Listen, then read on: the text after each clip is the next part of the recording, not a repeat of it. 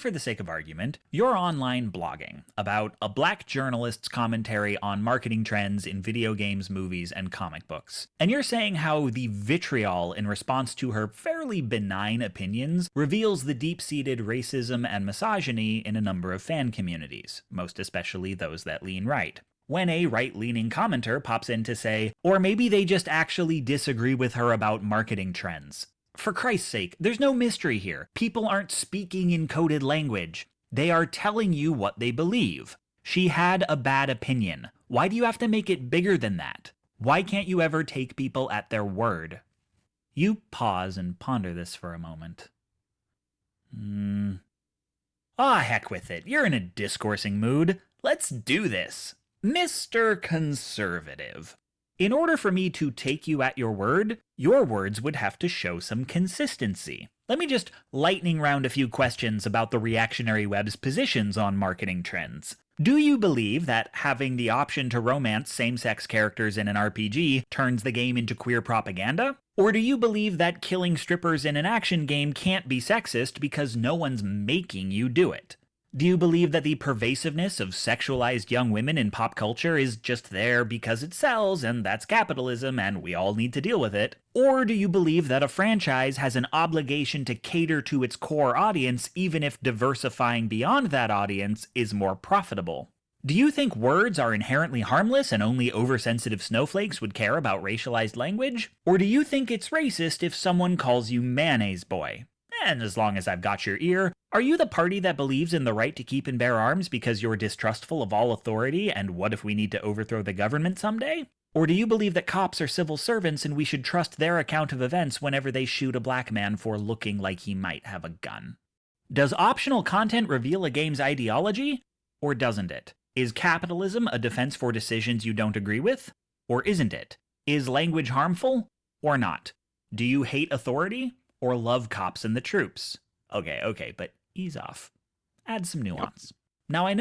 Das ist der gewöhnliche Rant, ne? Das ist das gewöhnliche, die normale Widersprüchlichkeit von dem typischen konservativen Volllappen, der irgendwie rechte Talking Points nachquatscht, ne? No, the right is not a monolith, and maybe these arguments are contradictory because they're coming from different people. We'll call them Engelbert and Charlemagne. Maybe Engelbert's the one who thinks any institution funded by tax money is socialist and therefore bad, and Charlemagne's the one who says we should dump even more tax money into the military and thinking otherwise is un-American. But here's the thing. Y'all have very fundamentally different beliefs, and you're so passionate about them that you're entering search terms into Twitter to find people you don't even follow and aggressively disagree with them. And yet you're always yelling at me and never yelling at each other. What's that about? And I can't say how often it happens, but I know if I let Engelbert go on long enough, he sometimes makes a Charlemagne argument, and vice versa. And I see you getting ready to say the left does the same thing, but don't change the subject. That's an extremely false equivalence, but more importantly, it doesn't answer my question. What do you actually believe? And why are you so capable? Seppi, was ist denn das für eine Ansprache? Post es doch einfach ins Discord. Ich entscheide das immer nach Lust und Laune. Of respecting disagreement between each other, yet so incapable of respecting me. Or, for that matter, a black woman.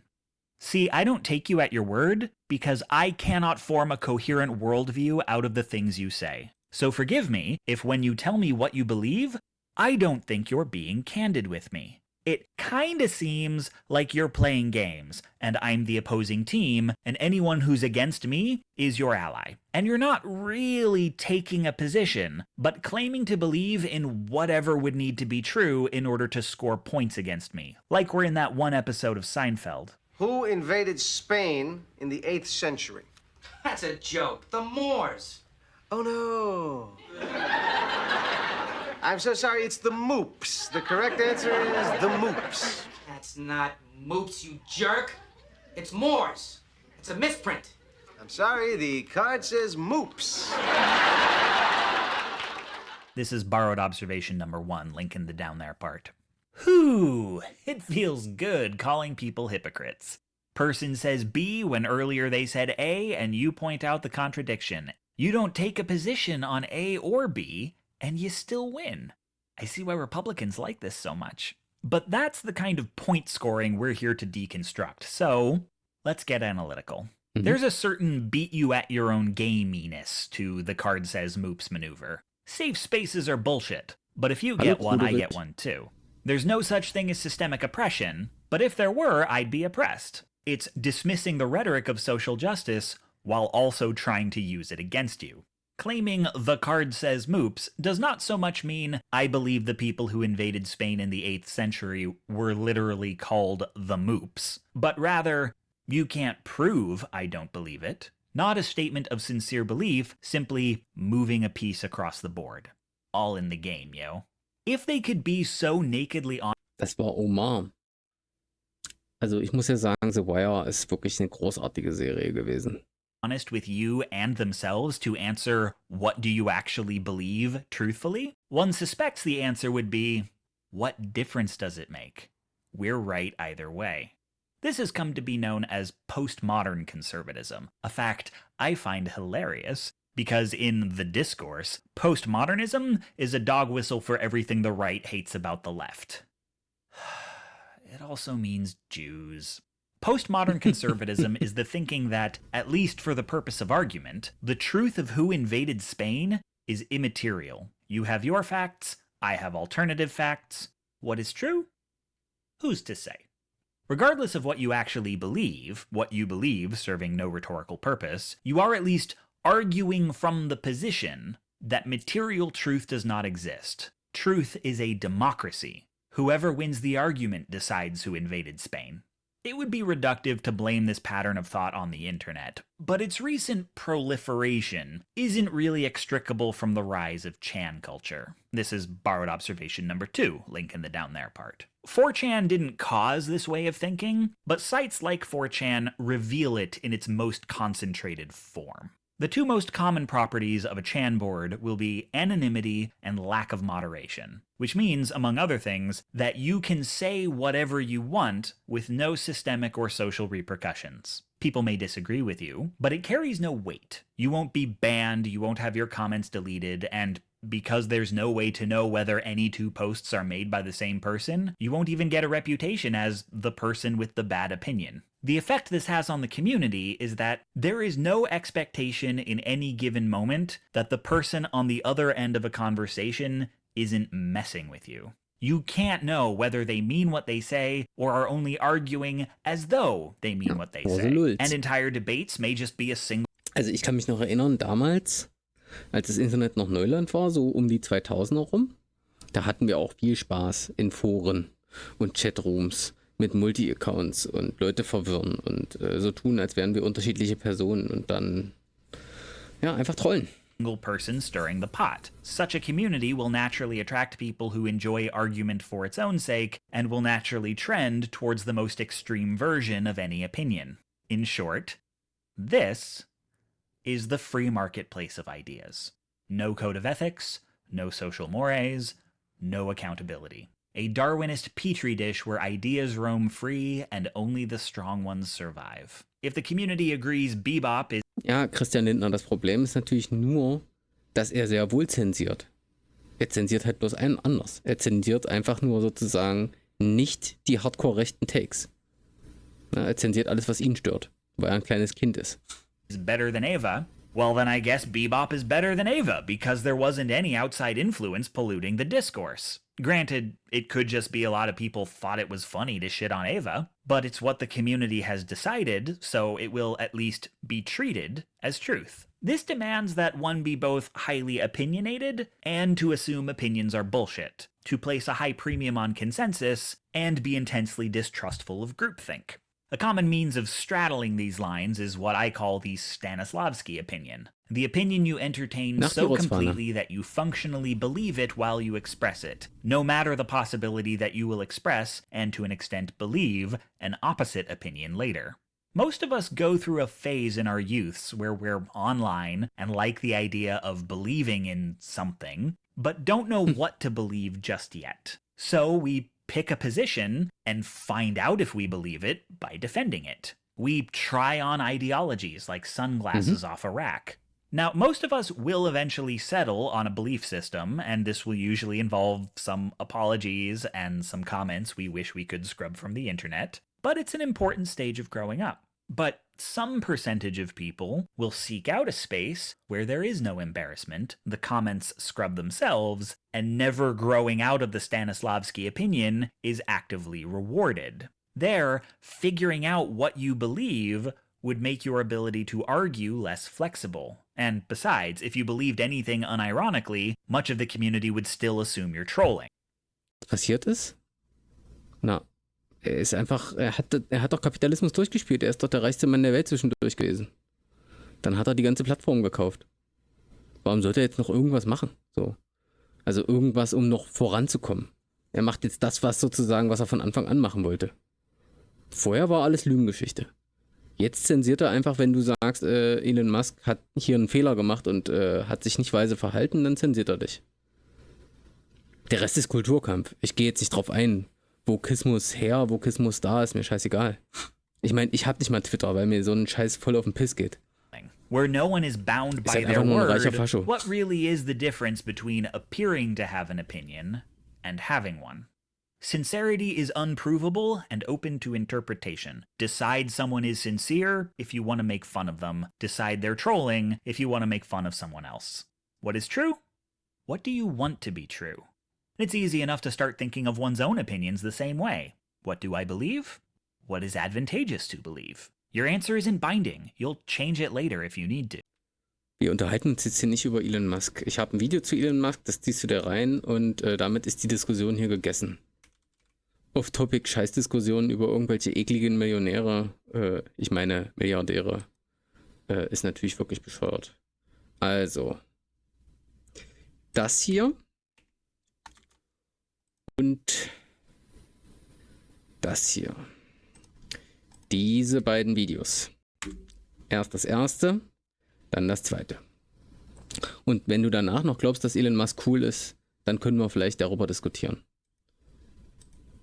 The person I'm describing, you spend time online, you'll meet him a lot. His name is Schrodinger's douchebag, borrowed observation number 3, link in the down there part. A guy who says offensive things and decides whether he was joking based on the reaction of people around him. Any website that lacks effective moderation and allows some level of anonymity will, to varying degrees, approximate 4chan and be overrun with Schrodinger's douchebag.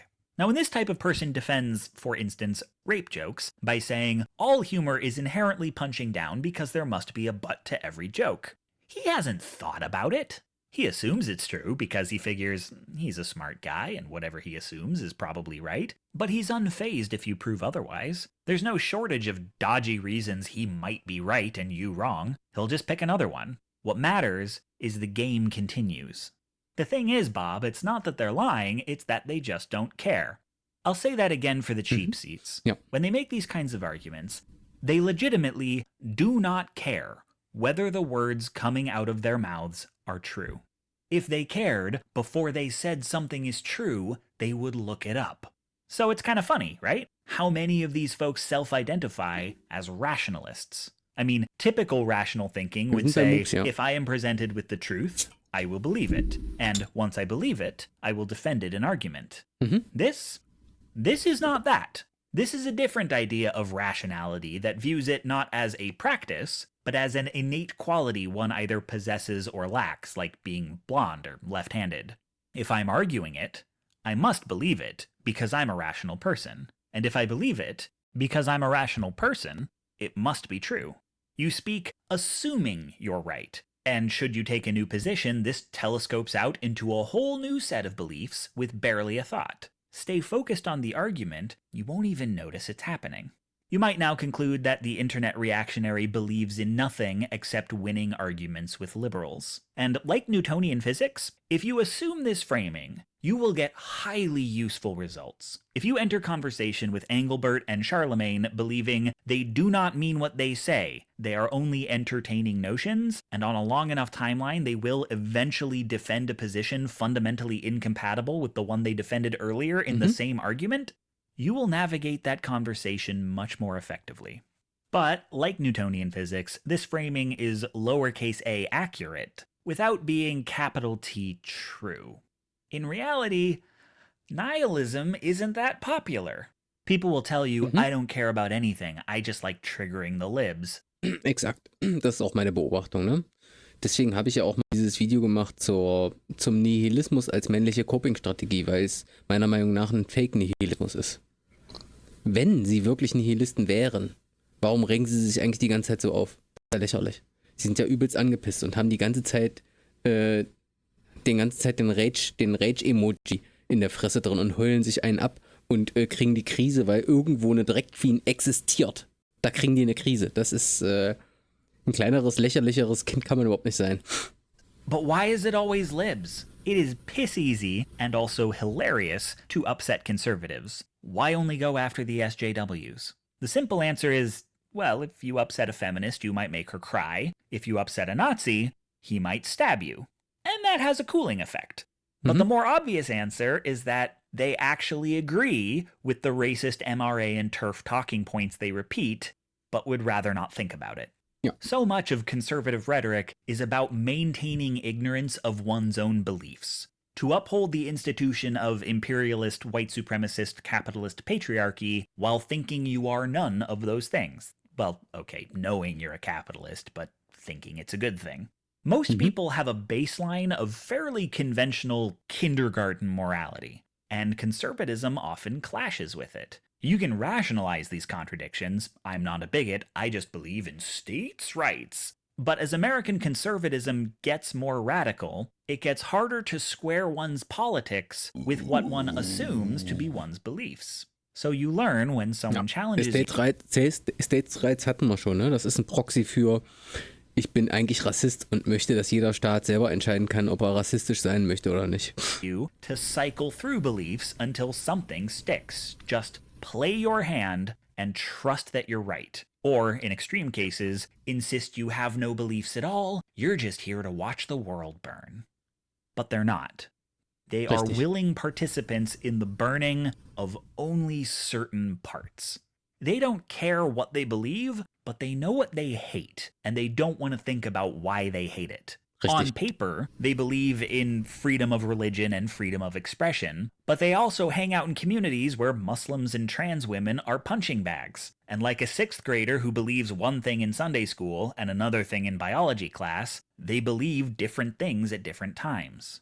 This flexibility of belief is fertile ground for far-right recruitment. I'd say the jury is out on whether Chan boards attract far-right extremists or are... Ja, also ganz am Anfang des Videos hatten sie ja schon diesen Sprung von wegen, man hat zwei verschiedene Leute, die rechte Talking Points haben, die widersprechen sich auch, aber die kommen sich nicht ins Gehege. Ne? Ich bringe ja immer dieses Beispiel mit Trump-Supportern, die entweder sagen, Corona existiert nicht oder Corona ist eine chinesische Kampfstoffsache.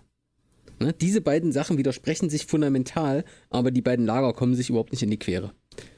Und im Prinzip kann man mit Rechten solche Circle Jerks erzeugen. Ne? Also wenn man die lang genug fragt, kommen sie immer in solche Contradictions rein, weil sie einfach bescheuert sind.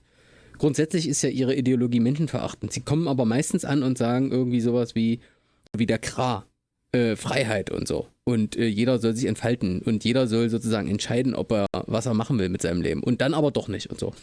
Built to attract far-right extremists, but they're where extremists congregate and organize because they're where extremists are tolerated and where they blend in with the locals. They learn the lingua franca of performative irony. Say what you mean in such a way that people who disagree think you're kidding, and people who agree think you're serious.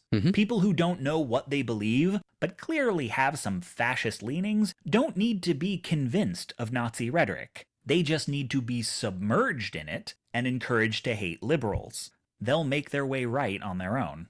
Folks start using extremist rhetoric because it wins arguments with SJWs, usually because that's the moment the SJW decides it's not fruitful and possibly unsafe talking to you. And this creates the appearance that if it keeps winning arguments, there must be something to it. The far right literally has handbooks on how to do this. Those who don't consciously embrace the ideology, who don't transition from participating to getting recruited, are still useful. They spread the rhetoric, they pad the numbers, and often participate in harassment and sometimes even violence.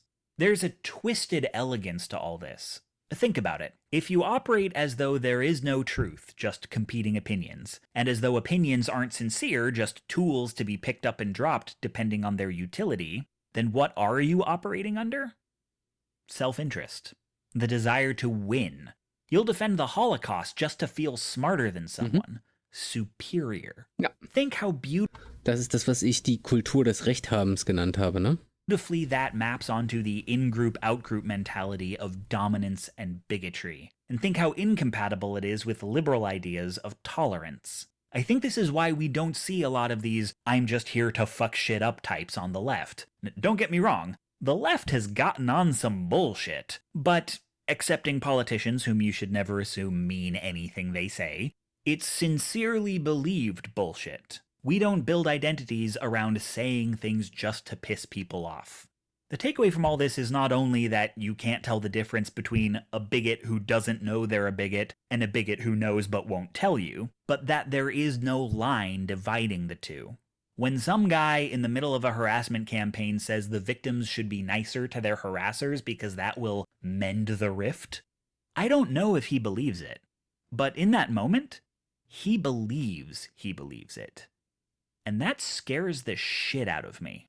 But if you're asking how many layers of irony he's on as compared with the actual harassers, 9 times out of 10, it doesn't matter.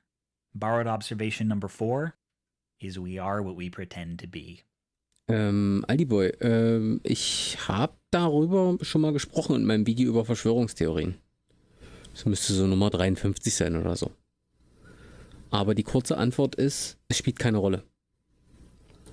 Du kannst das eine oder das andere denken, aber du kannst keine falsifizierbaren Aussagen erzeugen und du kannst auch keine Predictions machen, die dir was bringen.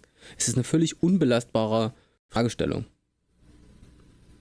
Ja, also es ändert nichts an unserer Welt, wenn das ein oder andere erwiesenermaßen wahr wäre.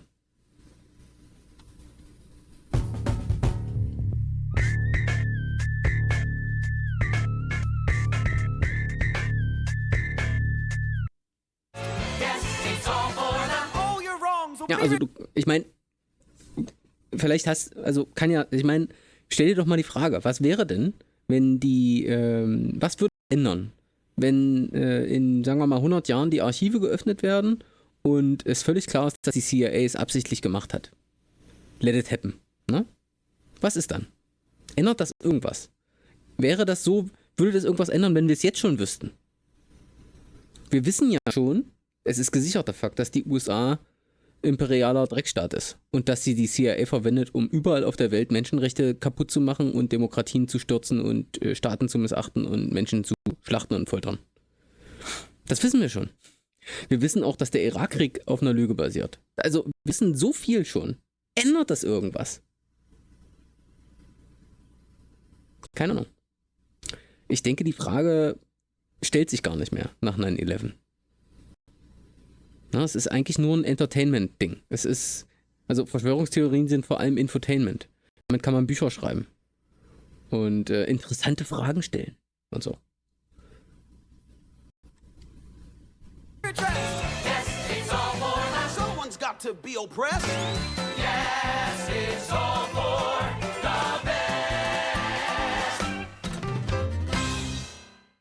Say, for the sake of argument, you've got this friend. You know, that one friend, you were buddies in high school but don't really see each other anymore except online, and you used to argue about politics for fun when you were teenagers, but as you've gotten older, you've drifted further left and he's gone sharply right, and your arguments don't feel so frivolous anymore. And maybe you've agreed that it's better for your friendship to stop getting into it with each other, but you've just posted on Facebook about how college in America should be free and all student loans forgiven. And your friend has left a comment he's not supposed to leave, and you're not supposed to respond, but you really want to respond, so after a moment's hesitation, you shoot him a DM. Why do you care how we'd afford free tuition? Wars are a lot more expensive than education, but you never seem to care how we pay for those. We just go into debt and you're fine with it. Anyway, aren't you the party that says deficits don't matter? Yeah, but you're Democrats. You're not going to run a deficit, you're going to raise taxes, aren't you?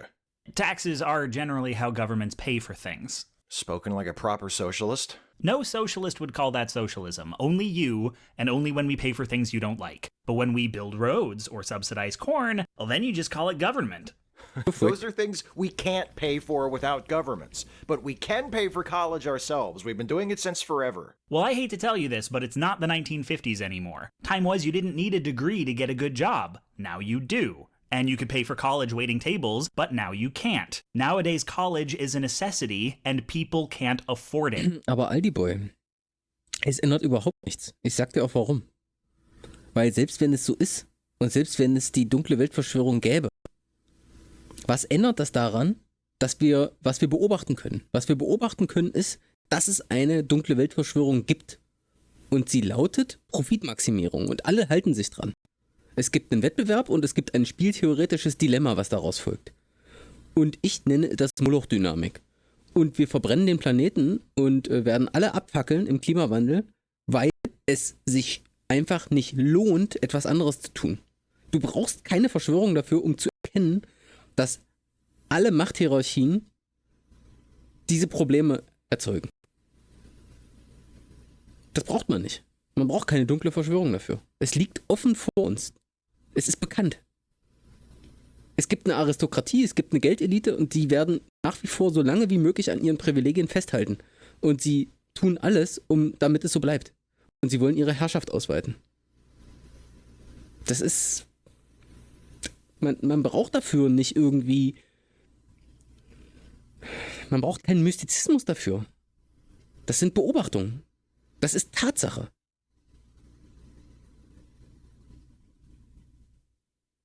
Wir haben Geheimdienste. Und sie sind nicht unter demokratischer Kontrolle. Und sie machen Menschenhandel, sie machen Drogenhandel, sie bringen Leute um, sie hören alle ab. Es gibt einen Überwachungskapitalismus. Menschenrechte sind eine Illusion. Was soll ich dazu sagen? Das ist alles bekannt. Why do liberals make excuses for people? If you want to go to college and don't have the money, then you study and work hard and get a scholarship. You earn it instead of complaining until somebody gives it to you. Do you think people aren't doing that? Do you think there's millions of unclaimed scholarships just lying around waiting for someone to apply for them? There is nowhere near enough financial aid to get everyone to college who needs to go. That's not my problem. They can crowdfund or get a loan or whatever, go on Oprah. The government doesn't owe you an education on my dime. It's not gonna be your dime. You don't make that much. No one's talking about raising your taxes. If some billionaire you'll never meet gets taxed to put some kid you'll never meet through school, why should you even care? If somebody robs a bank that isn't my bank, I'm still opposed to robbery. I have a problem with taking money someone earned to give someone a degree they aren't owed. Ja, das ist aber Kapitalismus, ne? Ständig wird Geld von Leuten, die es verdient haben, also Mehrwert produziert haben, abgenommen. Es heißt bloß nicht Steuern, es heißt einfach nur Gehaltsdynamik. Und man kriegt halt so wenig Gehalt, wie das der Arbeitgeber bestimmt. Wie der Machtkontext ist, den ich mit ihm aushandeln kann, weil ich eventuell in einer Machtposition bin, aber typischerweise bin ich es nicht. Und da würde sich auch da regt sich kein Kapitalist drüber auf, ne? Sie fangen nur an, bei Steuern rumzuheulen. Why is what happens to poor people not your problem, but what happens to rich people is? You think you're gonna be rich someday? Oh, please, you're the one who thinks they're going to be rich. I assure you I do not. But then he says something that blows your mind a little bit. Something that makes you think you've been going about this the wrong way. Something that makes all the seeming contradictions of Republican thought maybe make some kind of sense. He says, Yes, you do. Democrats think they're going to take the money from billionaires and spread it around. Give it to a bunch of poor Aldi Boy, korrekt. Selbst wenn es die dunkle Verschwörung gibt, was ändert es? Die Schlussfolgerung ist immer noch exakt dieselbe. Was wir brauchen, ist eine Alternative zur Hierarchisierung und zum Kapitalismus. Verstehst du das? Es ändert überhaupt nichts an der Schlussfolgerung, die sowieso schon vorliegt. Das Problem sind Machthierarchien. Das Problem ist, dass sie nicht transparent machen, wie menschenverachtend sie sich verhalten. Und das tun sie sowieso, das tun sie ganz legal. people so they can go to college and everyone gets a degree and everyone gets a good job and healthcare is free and minimum wage is $80 an hour and everyone's saving lots of money. So what then? Everyone's rich. Everyone works in tech, everyone moves to New York and California, and nobody's a billionaire, and nobody's broke, and everyone's great at their job because all they needed was the right opportunity, and no one's better than anyone at anything. It's a fantasy, and we shouldn't have to pay you to LARP it. You think you can make everyone the same, but you can't. There's always a bigger fish. You say, "Did you just quote the Phantom fucking Menace at me?" And he says, I guess I did, lol. And that's as good a time as any to drop it. But the conversation sticks with you. See, when you talk to your conservative friend, you operate as though you have the same base assumptions. Belief in democracy, do unto others, etc., etc. If you didn't believe your friend shared these assumptions, you'd basically be calling him a fascist or a sadist. And you conclude that if you believe in democracy, you must believe in equality. And if you believe in equality, you must believe in equal access to education, and must conclude that governments should help pay tuition. And so you give your friend the benefit of the doubt that if he doesn't understand this very simple logical progression, he either hasn't had it properly explained to him, or has at some point been lied to. Because no one could believe in all citizens are equal and always a bigger fish at the same time. But by this thinking, you're treating most conservatives as people who want in their hearts to be liberals, but have so far failed. And maybe that's why they think liberals are condescending? Aldiboy, weil das ein Widerspruch ist. Das ist ein spieltheoretisches Problem. Jemand, der so viel Macht hat, kann schlicht behaupten, dass er ehrlich ist und es dann aber nicht tun. Und du musst ihm das glauben, weil du es nicht überprüfen kannst, weil er mächtiger ist als du. Und er kann ein Theaterstück aufführen und du weißt immer noch nicht, ob es wahr ist. What if he doesn't have the same base assumptions as you? Or what if he does, but he has other assumptions you aren't aware of that lead him to different conclusions? He is often misinformed, but what if that isn't the problem? What if he actually believes something else? We've been circling around this one for a while. We've talked about what liberals believe, we've talked about what fascists believe, we've talked about what nihilists believe, or rather what they don't believe, or rather why they aren't actually nihilists. But this is a tough one. What do conservatives believe? Oh. Ja, ich würde guessen, natürliche Hierarchie und Survival of the Fittest und ist gar kein Problem. God, I'm gonna get yelled at so much for this one. The United States, like much of the Western world, is a capitalist democracy. That's what we're raised in, that's what seems normal to us. And in our normal lives, democracy and capitalism seem to coexist easily. Voting doesn't feel like a violation of capitalism, buying a bagel doesn't feel like a violation of democracy. But sometimes they come into tension with one another. And speaking really broadly, when a choice between them has to be made, a liberal is someone who tends to think democratically, and a conservative is someone who tends to think like a capitalist. The operative word here is tend. Liberals are still capitalists, and conservatives still stand for democracy, and the preference for one or the other may be very slight. Nevertheless, which way a person leans reveals their priorities. The democratic framework, or at least a democratic framework, is one citizen, one vote. No matter who you are born with certain in or possibly unalienable rights, and any system that doesn't guarantee you those rights is a tyranny. Freedom, agency, and a hand in the strictures that govern you, everyone is entitled to these things. It's an egalitarian mindset. People gain power by electoral process, i.e., when it is granted to them by the masses, with whom the true power resides, and whom the Constitution guarantees the right to take that power away from an electee. Rather than powerful, the elected official is, in a sense, an employee with millions of bosses, all of whom have equal authority. Now, this is the Soweit die Geschichte. Wir wissen, dass es nicht so ist, ne? Idea of democracy, with the history of democracy being riddled with failures to live up to this ideal. But part of the project of liberalism has been about making the government more closely resemble its ideology. The capitalist framework, by contrast, is that of businesses and markets, where big fish eat the little ones. If two people start businesses in the same field and one makes more profit than the other, that person can make more investments, open more locations, undercut their competitors' prices. The more money you have, the more money you can make. So advantage compounds, where even small failures often mean getting muscled out of the field. Now, with some creativity, a novel cost-saving practice or a new delivery method, the underdog can still thrive, and this is part of what conservatives like about the market.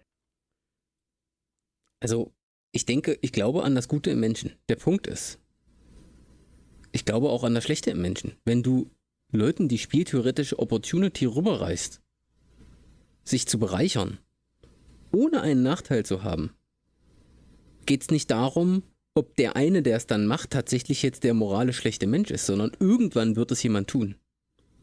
Du musst nur lange genug würfeln, es gibt eh keinen freien Willen.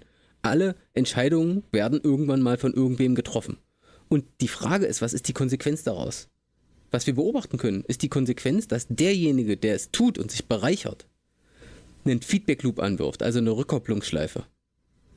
Er wird nämlich dann zugunsten dieser Charakteristika seine Umwelt formen, sodass irgendwann es sich für mehrere Leute lohnt, sich genauso zu verhalten. Und anderen weiter die Geschichte zu erzählen, dass es nicht so ist. Es wird automatisch passieren, dass die wieder eine Machthierarchie bauen werden. Und irgendwann brauchen sie nicht mehr darüber lügen, sondern machen einfach das mit Gewalt. Und das ist das, was wir jetzt beobachten können. That it demands this creativity in a live ammo environment. But most will not beat the odds.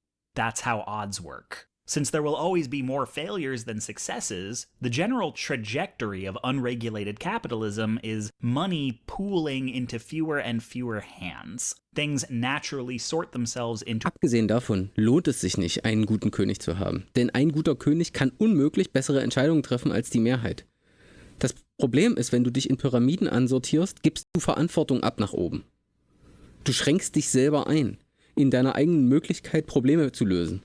Und in deiner eigenen Möglichkeit, Probleme mit anderen zusammenzulösen, weil du erst die Autorität fragen musst. Das erzeugt einen Overhead an Kommunikation, den du eigentlich brauchen würdest und an Rechenleistung, an Compute, um deine Probleme zu lösen. Das ist eine Energieverschwendung, erst eine Autorität zu fragen. Es gibt überhaupt keine Use Cases, wo es sinnvoll ist, eine Pyramidenstruktur zu haben.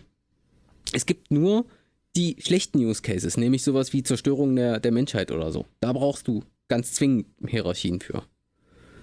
Für normale Probleme, die irgendwie sinnvoll sind und deren Lösung, an denen du wirklich interessiert bist, sind Hierarchien keine optimalen Lösungen, sondern eigentlich immer eher Lügengeschichten. Du tust so, als hättest du eine Lösung gefunden. Und irgendwann ploppt dein Problem wieder auf und dann ist es viel größer. Und wenn du das über Jahrzehnte machst, dann hast du Generationen von Leuten, die das gar nicht verstehen, weil sie da reingewachsen sind. Und dann musst du 100 Jahre Arbeit leisten, um dieses Dogma, dass das irgendwie an den Hierarchien liegt, aus denen wieder rauszukriegen. Das ist die Situation, die wir jetzt haben. To a hierarchy with sharks at the top, a million minnows at the bottom. Since we live with both of these frameworks in our minds, and most of the things we do in our day-to-day lives can be justified by either one, we don't often notice the contradictions between them, and it's easy to imagine whichever one tends to be our default is everyone else's default as well. But issues like poverty, taxation, and education are areas where the contradictions matter, and we are sometimes shocked by how different the world looks to our conservative friends. In conservative thinking, this hierarchy is humanity's natural state. The American dream is here, anyone can make it. No matter who you are or what you start with, you can become a billionaire. But a necessary component of this is anyone can, but everyone can't. We're not all going to be billionaires. There's a finite amount of money in this country. For any one person to have so much more than they need, there must, mathematically, be thousands of people with less. Your conservative friend is often baffled as to what you're even trying to say when you point out there's not enough high-paying jobs or affordable health plans for everyone. There's not supposed to be. The system requires an underclass. Someone's got to clean the toilets. Capitalism, then, is a proving ground. It's how you demonstrate where in the hierarchy you deserve to be. Do you have more than you need, or less? Anything you've got, you beat someone else to it. How resourceful were you? How well did you play? The field is by no means level. But any disadvantage just means you have to work harder. We know people who start with nothing can win big. If you're a shark, you will make your way to the top because that's where you belong. Anyone complaining about how stacked the deck is against them is making excuses for not being better at the game. So disadvantage itself is not a problem so long as it's quote-unquote natural. What's necessary is that advantage and disadvantage not be imposed from without. Free tuition, a high minimum wage, taxes on the wealthy, or any other kind of government meddling. Der naturalistische Fehlschluss, ne? Dazu habe ich ja schon das Video gemacht. Mit dem Trugschluss aus, wie habe ich das genannt? Trugschluss aus Subjektivität, so habe ich das damals genannt, ne? These things must be opposed, because with them, people would end up in the wrong places. Power has to be earned. If it isn't earned, it won't be properly wielded. Und das ist natürlich die Schnittstelle zum Faschismus, ne? And then society ends up a mess. Conservatives generally feel what's wrong with the world today can be chalked up to people not being where they should be in the social order. They used to be where they belonged, but then liberals gummed everything up with their government handouts and forced representation. When exactly things were the way they should be is a bit of a moving target. Nowadays, they act like it was the 80s. In the 80s, it was the 50s. And in the 50s, it was sometime before the New Deal. So following the nostalgia cycle, it's usually about 30 years ago. Conservatives are distrustful of any effort to make society more equal because deep down, they don't believe equal societies are real. Obviously, all citizens created equal needs to be the government's position, because you can't trust the government to know where to put people, so it has to treat everyone the same. But this is a legal fiction, like corporate personhood. It just means the government leaves the market alone, so the hierarchy can reveal itself. You're not supposed to believe in an equal distribution of power. What are you, 7? This is just the way the world is. Look at alpha wolves, silverbacks. Consider the lobster. You are one single individual within a system, and it is your job to rise or fall within it on the sweat of your own back. You don't change the system. Society's problems come from the rules being too weakly enforced. The answer is always more discipline. Your conservative friend thinks you're naive for thinking the system even can be changed, and his is the charitable interpretation. Many conservatives assume liberals, at least the smart liberals, know that the hierarchy is eternal, that there will always be people at the top and people at the bottom. So any claim towards making things equal must be a Trojan horse for something that benefits them. Why would they assume that? Because that's what they do. The real liberal agenda is to put people in the wrong places on purpose. Boost liberal allies, hold back liberal opposition. You don't want to break up the pyramid. You're just trying to sneak someone else to the top. A lot of conservative contradictions start to make sense through this lens. Of any issue, simply ask, does this distribute power or consolidate it? If power flows up the hierarchy... Exakt, und das ist ja das, was ich sage, ne? Konservative sind grundsätzlich die, was wollen sie eigentlich konservieren, ne? Natur wird's nicht sein. Werte und Moral und so ein Scheiß, das ist es auch alles nicht. Was es ist die Machtstruktur. Sie wollen die Macht erhalten bzw. verstärken. They're for it. If it flows down, they're against it. How can conservatives say 15 an hour is too much for flipping burgers, but somehow 11.5 million an hour isn't too much to run Amazon? Because if you're flipping burgers, you're a minnow, and you don't need 15 an hour to be a minnow. But sharks, they deserve all they can get, because they know what to do with it. They use it to give us Amazon. Don't you want Amazon?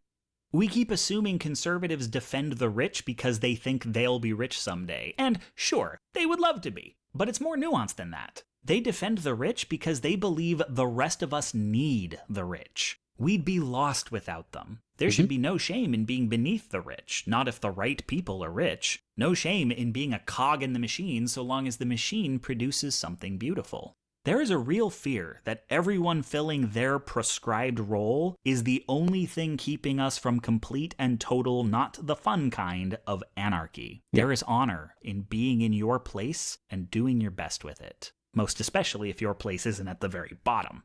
The thing about hierarchies is they're self-similar on many scales. If you're in Self-similar on many scales? Hat der Boy etwa dieselbe Intuition wie ich mit meinem Herrschaftsfraktal? in the middle, then you serve the king, Thalar Dohyrus. But to everyone beneath you, you are the king. You've got a good job and a good wage that gives you some power over people who don't. And getting pissed at those above implies that those below have a right to be pissed at you. And there's a real anxiety that liberals want to make room for those people in the middle by putting conservatives at the bottom, and that those people will treat conservatives the way conservatives treated them. Freedom, respect, and empathy are looked on as finite resources in a competitive market, just like jobs and scholarships. Also, most conservatives are white men, and so are most billionaires. So, but for the wealth? Ist es eigentlich ein Bald-Anarchist oder hast du eine Glatze? Ich habe dazu ein Video gemacht, das heißt Weltschmerz. Und ich glaube, es ist die Nummer 109 oder so. They actually have a lot in common, which makes it easy to empathize with billionaires and to feel empowered by seeing people like oneself do so well. And white men at the top influence policy in ways that serve people like them, which materially benefits white men in the middle. The well-being of the white billionaire becomes a metonym for the well-being of all white men. A slight on them is a slight on all of us. White men want to believe that these billionaires earned their station, and not that their gender or race got them preferential treatment, because that would imply their own treatment may have also been biased in their favor, and maybe it's not the liberals giving people power they don't deserve. No matter how much a conservative believes in earning one's place, they have always in the back of their mind an image of what society should look like. And any discrepancy between imagination and observation must mean foul play. This feminist is too respected. This black superhero is too popular. Can't be because they're worthy. Someone must have put their hand on the scales. Someone got a freebie, or played the race card, or faked a scandal. This means even though they claim the hierarchy is natural, what they will or won't accept as legitimate is a gut feeling. If they like what they see, they take credit for it. If they don't, it's the left's fault. And what does it say about them that they see a bunch of white male sharks and think, yeah, that's authentic? The innate authenticity of wealth and power is the starting point. Like, okay, bear with me. You know when they open the door to Kingdom Hearts, and on the other side there's Mickey with his shirt off, and you're like, why would Mickey with his shirt off be on the other side of that door? And the answer is, I don't know, we'll figure it out in like 7 games. Rich people believing it's good for everyone that I'm rich is the starting assumption. Ja, das haben wir ja vorhin gehört, ne? Der Breitling-Mann hat es ja genauso gesagt. That's Mickey with his shirt off. And conservatism is the pile of games where they make up reasons why that might be true after the fact. It's a retcon. This hierarchy is not democratic. It's birth by sleep of fragmentary passage. Savvy viewers may be remembering another political philosophy that is hierarchical, undemocratic, built on nostalgia, and that likes to cloak Genau, und das hatten wir schon. Faschismus. its policies in progressive camouflage, and that's the one from 2 videos ago. Fascism. Oh, golly. Now, I am not calling conservatives fascists. There are distinctions. Under fascism, the hierarchy is much... Ja, ich würde einfach nur sagen, die Faschisten sind ein bisschen ehrlicher im Umgang damit und haben die Konservativen sozusagen durchblickt und zu Ende gedacht. Das ist alles. Die sind einfach nur konsequent darin. So wie die Taliban. Die sind einfach in ihrem patriarchalen Grundbedürfnis einfach ehrlicher im Umgang mit ihrem Frauenhass. much less meritocratic, and the nostalgia is much, much older. However, conservative thinking is, at the very least, one that fascism maps more cleanly onto. Fascists appeal to this hierarchical mindset by portraying all of history as struggles between ethnic groups over who gets to be where. Someone's got to be at the bottom, white man. We'll make sure it isn't you. You'll find throughout history that fascist movements, though they often pick up dissidents from all over the political spectrum, the third position, for instance, is fascism for anti-capitalists, when they find purchase in a political party, it's pretty much always the conservative party. Look at France, look at Brazil, look at here. Whether you want to interpret that as conservatism being uniquely susceptible to fascists, or diet fascism being another name for conservatism, I leave that up to you. Fascism, and to an extent libertarianism, are roided up. Also ich meine, das ist ja eh meine Meinung sozusagen, dass diese Dinger alle konvergieren, ne? Und dass auch die Anarchokapitalisten, die sich ja selber so nennen, ne? Dass die auch in den Faschismus rein konvergieren müssen, weil sie einfach nur nicht checken, dass am Ende dann das Monopol da ist, was dann, egal wie man es nennt, eine Hierarchie ist. Das wäre interessant zu sehen, ob das hier in dem Alt-Right-Playbook auch noch benannt wird. Ich könnte mir vorstellen, dass das auch noch irgendwann kommt mit den Krypto-Bros, ne? Der österreichischen Schule und so. Das ist ja alles sozusagen verwandt damit. Das ist aber quasi die Denkschule, die dann auch auf die andere Art und Weise in den Faschismus rein konvergiert. Up extrapolations of the hierarchical mindset, in the same way socialism and anarchy are extrapolations of the egalitarian one. We can see conservatism as a kind of compromise between fascism and democracy, and liberalism as a kind of compromise between capitalism and socialism. They are two different attempts to solve the tensions between these ways of Deswegen macht man ja diesen Political Compass zweidimensional, ne? thinking without giving either one up. You could just as easily claim that liberalism is watered down, ineffectual socialism. A lot of the left would balk at that, but not me, pinko scum that I am. The most important thing to understand is that you cannot communicate with nor anticipate the behaviors of a conservative if you don't understand what they believe, which Richtig. is hard because they're often in denial. Genau, sie wollen es oft nicht zugeben, ne? Das ist auch meine Beobachtung gewesen. Als ich mich noch mit Leuten im Internet gestritten habe, bin ich irgendwann so straight immer gewesen, dass ich sie gleich am Anfang gefragt habe. Und dann konnten sie oft nicht darauf antworten, weil sie selber nie darüber nachgedacht haben. Das ist mir wirklich oft passiert. Sie haben darüber gar nicht nachgedacht, wo ihr naturalistischer Fehlschluss, alles ist natürlich, es sollte Hierarchien geben, eigentlich hinführt. You will never convince them to compromise on any attempt to break up the hierarchy, because even incremental change strikes them as revolutionary. Na, was die Endcaps haben an ihrem ESO-Scheiß ist die unsichtbare Hand. Bloß die checken Emergenz nicht. Deswegen glauben sie, es ist Zauberei. Sie haben einmal in ihrem Leben was beobachtet, was emergent ist und können es aber nicht in Worte fassen. Deswegen glauben sie einfach ganz fest daran, dass die Allokierungsfunktion, die emergiert aus der Bewertungsfunktion, spieltheoretisch aus dem Markt, dass das alles lösen muss. Einfach weil sie so fasziniert davon sind, sie beobachten es und können es nicht erklären, weil sie zu dumm sind. Und niemand erklärt es ihnen.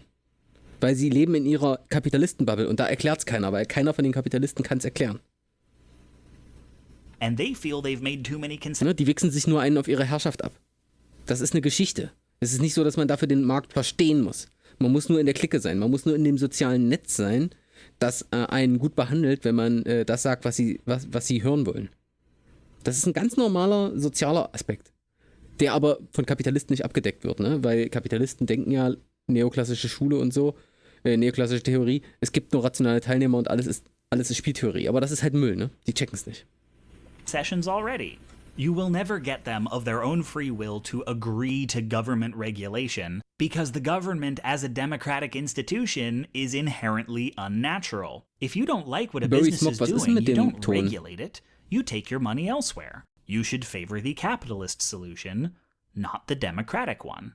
Also, when you vote with your dollar, people with more dollars get more votes.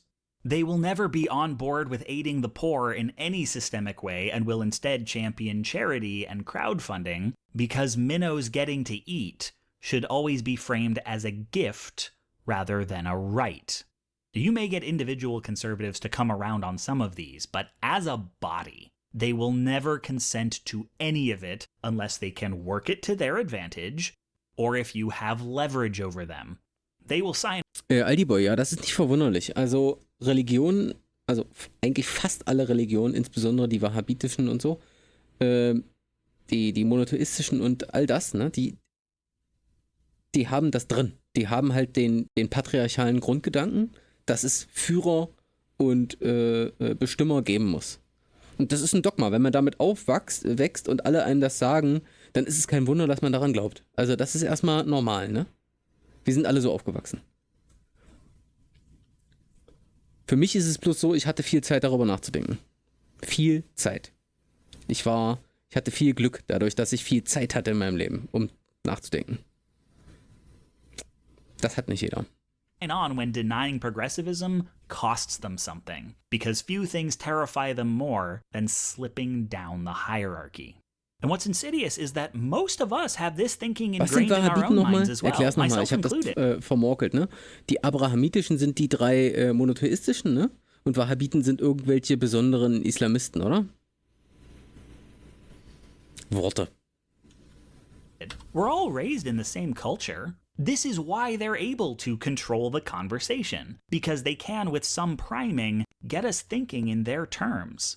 A nice upshot is our thinking is also ingrained in their minds, though they're a little bit better at fighting it. But as long as you're trying to meet this mentality in the middle, you are leaving the door open for fascists. Conservatism is, and always will be, vulnerable to them. A good defense against fascism is to consciously, intentionally, think and act in democratic terms. Because, newsflash, we're not actually lobsters. Neither of these systems is natural. Exakt. They are choices we can make. I recommend this one because egalitarian thinking is one thing Nazis are bad at infiltrating. If you want to fight fascism, move left. Mhm. Ja, das ist auch meine Argumentation, ne? Also, mein Antifaschismus-Argument funktioniert ja gerade darüber, dass es im Sinne von Kryptographie sozusagen ein Sicherheitsstandard wäre, der nicht knackbar ist, ne? Die flachen Hierarchien sind ein Sicherheitsstandard, den der Faschismus nicht knacken kann. Hingegen das genau der Grund ist, warum auch das Gewaltmonopol in einem demokratischen Nationalstaat grundsätzlich offen für Faschismus ist. Und das ist genau das, was wir gerade beobachten 2024, ne? Wir handeln gerade diese Dynamik aus. So, jetzt erstmal pissen und Mucke. Pissen und Mucke. Pissen und Mucke. Pissen und Mucke. Bis gleich. Hey Baby, Baby, hey, ich sah dich auf dem Balkon liegen, du hattest nichts an. Hey, hey, hey, du warst nackt, du hattest nur das an, was der liebe Gott dir gab.